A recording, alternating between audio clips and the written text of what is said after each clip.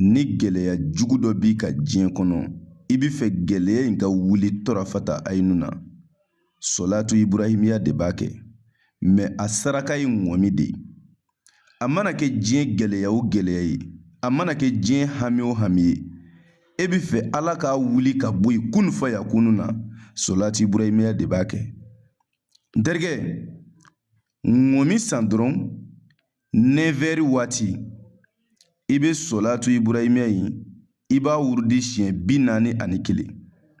Allahumma solli ala sayyidina Muhammadin wa ali sayyidina Muhammadin kama sollaita ala sayyidina Ibrahima wa barik ala sayyidina Muhammadin wa ali sayyidina Muhammadin kama barakta ala sayyidina Ibrahima innaka hamidun majidun. Nin fɔ siɲɛ 41 i ka ŋɔmi saraka wallahi a mana kɛ diɲɛ hami o hami ye ala b'a wuli ka bɔ i kan a mana kɛ kamanagan o kamanagan ye ala b'a wuli ka bɔ i kan ni dutigi dumɛna nin kan ayi e ti dɛsɛ i ka du kɔrɔ fɔ k'i sa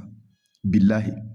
ni mɔgɔ min y'a kɛ ala ka barika don a la a ye kumakan ninnu partage Konate bɛ ninnu di aw ma ala kama yalasa aw ka se k'aw yɛrɛ dɛmɛ n'a ye ka bɔ gɛlɛya kɔnɔ ka bɔ tɔɔrɔ kɔnɔ ka bɔ degun kɔnɔ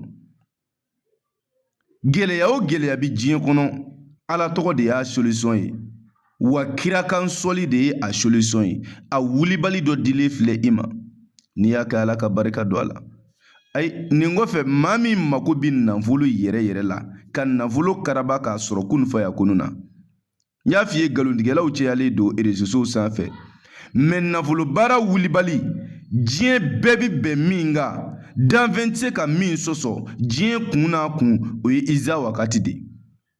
wallahi iza wakati cɛ o cɛ de y'a dɔn e ti fandanya kɛ dɔnnibaaw y'o seere ye Konate kelen kalaw n ko kira yɛrɛ kumana iza wakati kan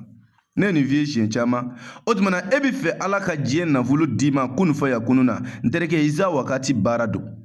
a saraka ye sɛ jɛma den 3 ani 30,000 mais n'a ka di i ka wari kilancɛ 15,000 sara fɔlɔ ani ka sɛden 3 sɔngɔ an bɛ baara kɛ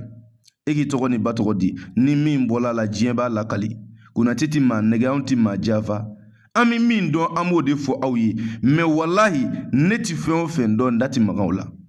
wulibali fɔlen filɛ aw ye o tumana yanni a k'a kɛ boli sɔnnaw ni jo sɔnnaw ni ɲɔgɔn cɛ a ye sigi alaw ta ala kumakan ma a ka baara kɛ ni kuranɛ ye wallahi ala bɛ aw dɛmɛ